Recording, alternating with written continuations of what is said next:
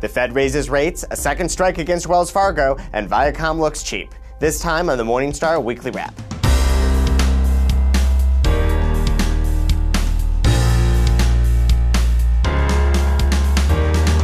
As was widely expected, the Fed raised rates by 25 basis points this week. The real news, however, was that the bank is now indicating that they'll raise rates 3 times in 2017 instead of the 2 they had previously indicated.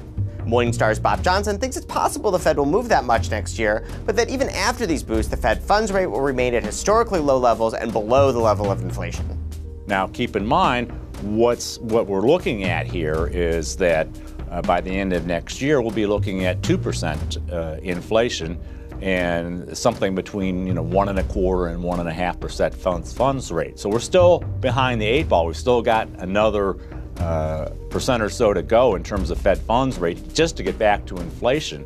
And that will take, they think, another year beyond that. In a surprise, regulators rejected Wells Fargo's living will, which spells out how the bank would be wound down if necessary.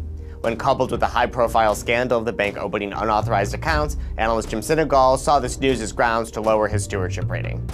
We lowered our stewardship rating for Wells Fargo yesterday from exemplary to standard.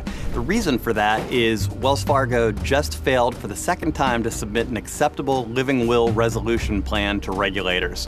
Now, on its own, that wouldn't have been enough to change our rating, but combined with the fraudulent account scandal earlier in the year, we think we can no longer justify placing Wells in the top 20% of our coverage in terms of stewardship and capital allocation.